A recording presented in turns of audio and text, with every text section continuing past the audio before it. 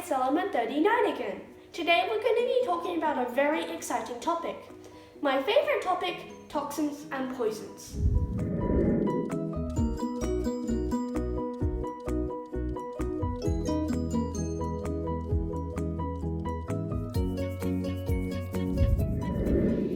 What are toxins and poisons? Toxins are enzymes or chemicals that wreak havoc on the human body and destroy or disrupt the normal bodily functions, making it sometimes fatal. Toxin comes from Greek toxikon, meaning arrow poison, as hunters used to put poison on their arrows to make killing animals easier.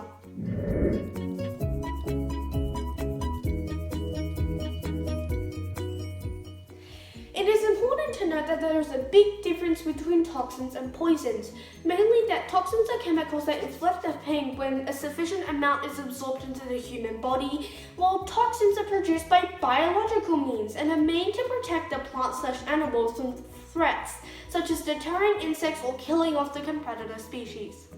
Well-known toxins include ricin, which is found in the castor oil plant, and atropine from deadly nightshade. Toxins are specifically found in plants and animals that cannot defend themselves using strength alone, or cannot move fast enough to avoid becoming prey, such as snakes and jellyfish. Moreover, toxins can be extremely complicated amino acid structures, much more than a simple molecular structure like poisons. The study of these toxins and poisons is known as toxicology, and it overlaps with much of medicine, biology, and chemistry.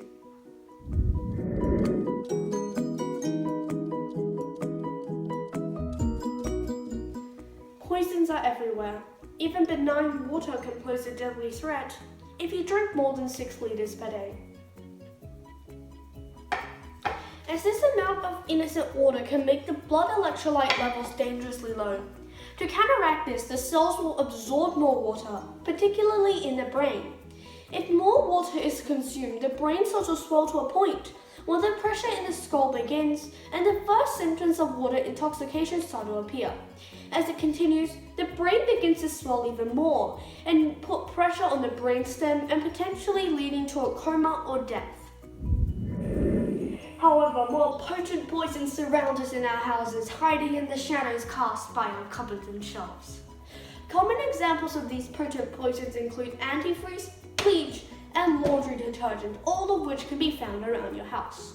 All are extremely dangerous, which is why you will see labels on them instructing you to keep them away from children and to prevent them from consuming the poison in them. Most poisons are not single molecular structures like arsenic, but more like morphine, a dangerous narcotic with a chemical formula of C17H19NO3 that can be seriously addictive by being able to bind to the pain receptors in the brain for much longer and stronger than the natural endorphins would, releasing dopamine that leads to an opium high. These poisonous properties can be enhanced, as seen with heroin, a derivative of morphine, which is 3 times as potent as morphine and can reach the brain much faster than opium alone and requires a smaller dose to get high, then crash.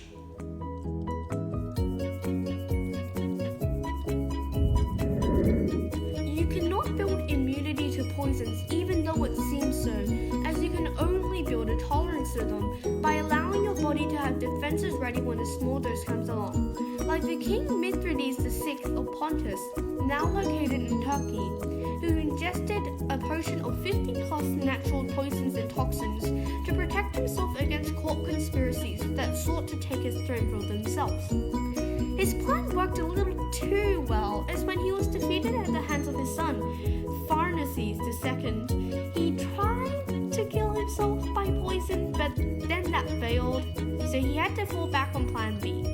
Hire a mercenary to stab him to death. Not a pleasant end. But remember, there will always be a fatal amount of that certain poison that will overwhelm the body so much into the state of no return. The advent of industrialization means that there is always contamination of our food, water, or air from the poisonous industrial waste. So food agencies around the world have upper limits for how much of those industrial waste contaminants can be contained in food, measured in parts per million or billion. For example, Arsenic poisoning symptoms is common in rural villages because of improper well construction, leading to arsenic leaching into the water and poisoning the residents. Toxicity depends on the form of the poison and how much of it is absorbed, which is why the agencies have put down a limit for the amount of poisons present. For example, mercury is neurotoxic, which is why mercury isn't advertised like a cure-all, like in the Middle Ages to the mid-20th century, but in extremely small doses, the mercury has little to no effect. If you inhale mercury vapor, the absorption into the bloodstream and past the blood-brain barrier would be much faster than if you ingested it, making mercury vapor much deadlier. Dimethylmercury, notorious for being a potent lipophilic or fat-friendly neurotoxin, will ruthlessly race through latex gloves at breakneck speeds to reach your skin, piercing easily through the fat barrier into your bloodstream and metabolized into another poisonous mercury compound, methylmercury, over several days, leading to death. On the other hand, we see many poisons very black and white. What is poisonous and what isn't? In fact, this isn't the case with many poisons. Even though we see them as poisonous, these poisons have other uses other than murder. For example, arsenic trioxide, not the Australian Tax Office, is used in leukemia chemotherapy treatments, as it is shown that a particular form of it, arsenic trioxide as mentioned before, and another compound, all-trans-retinoic acid, destroys a crucial enzyme to the tumor cells called KIN1. The exact process is not well understood, but the researchers hope that this can shed light on how arsenic interacts with the human body on a cellular scale. This is the same principle behind Paracelsus's famous quote, "The dose makes a poison," meaning that everything is a poison in the right quantities. This insight led to the use of poisons for the medicinal or other purposes, such as digitalis, which is derived from foxgloves to help with heart arrhythmia, or Botox, made from botulinum toxin for cosmetic reasons like to, freeze the muscles in the face.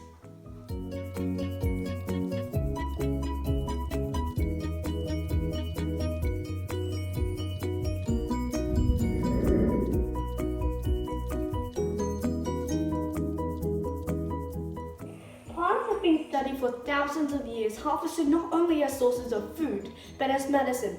Quack or not, a long time ago all plants were hailed as miracle cures and as medicines, even if they killed people. To be fair, doctors in that period were made more like medicine men rather than medical men. But plants can kill too. Plants cannot protect themselves physically against the innumerable insects who seek to harm the plant for a good juicy meal and do no good to the plant in return, but they can react chemically to the attack by manufacturing various toxins in the offensive area. The poisons will always be present in the same families of plants, like shown in potatoes and tomatoes, which are in the nightshade family. Because tomatoes look so much like deadly nightshade berries, when the tomato was beginning to be introduced into Europe, many laymen didn't eat it because it looked like belladonna, found in Europe. The fact that it belongs to the nightshade family is a reason why we cannot eat unripe potatoes or tomatoes, or the berries that sprout up from the potato. Unlike chemicals, plants often have warning signs to tell insects and herbivores not to eat it, such as bright colors, milky sap, and thorns, all of which indicate to the animals that this plant is not to be consumed. Common examples include foxgloves, angel's trumpet / datura, monkshood / wolfsbane, autumn crocus / meadow saffron, and oleander, all of which can be dangerous in small amounts. It is possible to defend yourselves against these poisonous alkaloids by allowing your body to develop antibodies that protect your body against it by eating non-lethal doses in small portions regularly, as some of the plant species use proteins as natural defense against the pests, such as lectin from legumes. The toxic effect can also be passed down into the byproduct of the plant. For example, azaleas contain a certain toxin known as grayanotoxin that can be passed down through its pollen into its honey, making it called mad honey.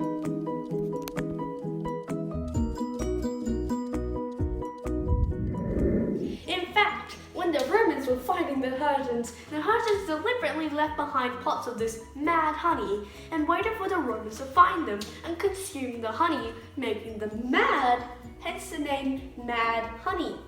Another example of this would be with angel's trumpet, also known as datura. The pollen from this plant causes hallucination, madness, and death if you sleep under the flowers for long enough, as all parts of the plant is poisonous, containing high amounts of atropine, scopolamine, and icosapine, which all are hallucinogenic drugs. The additive effect of all three and the high concentration of the drug in the plant means that datura is a major pest. The use of scopolamine in Haiti from the 17th to 18th century to turn normal people into zombie slaves that have no free will is frightening, another insidious property of the plant, direct or indirect. One of the oddities in this group is the coffee plant. The caffeine in the coffee was meant to deter the harmful insects and attract pollinators, but the bitter taste of it led it to become a very popular morning drink. Interesting.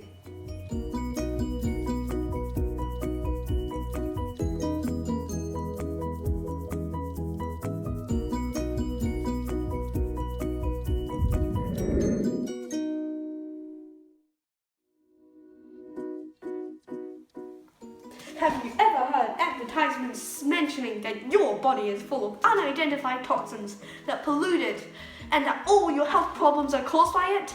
Or that a certain product will help you cure all your ailments now with, insert company name here's treatment, whatever you name it, solars, colon cleansers, whatever you name, only for so and so dollars.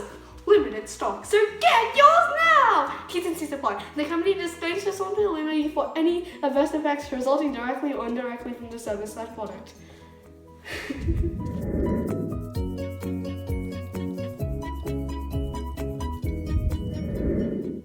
Unfortunately, this is not true.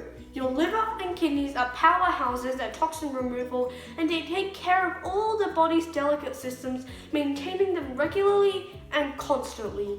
The bodily systems are controlled by the body and the body alone. They will not be affected by external change in habits like a diet, food changes, etc., etc. Promoting detox, alkaline, or juice diets will do nothing whatsoever to the body, no matter how many claims the supporters make. Even though sometimes the claims made by supporters are backed up by a shred of evidence, the supporters of that claim go on to make even more on top of that, many of which are completely outrageous, like dissolving your cataracts or no trace of diabetes in your blood. When the patient with the ailments mentioned on the website or ad sees the testimonials and stops taking the prescribed medication, if this happens to someone with something like cancer, the results can be deadly. Sometimes these detoxification sessions can be harsh on your body, and some are even harmful. If you are sweating out toxins in the amount advertised by enthusiasts, then you will have very severe infections or organ failure, which detox will not cure. Detox, while a legitimate medical term used to help people recover from heavy metal poisoning or drug rehab, has been turned into a marketing craze backed up by pseudoscience and cloaked in mystery. People have even died because of these scams. Take, for example, according to CBC News, in 2011, a 35-year-old died after she participated in a 9-hour detox session that wrapped her in clay, plastic, and several layers of blankets and told to hyperventilate. She died of hypothermia, when the body cannot release heat fast enough to match the heat coming in.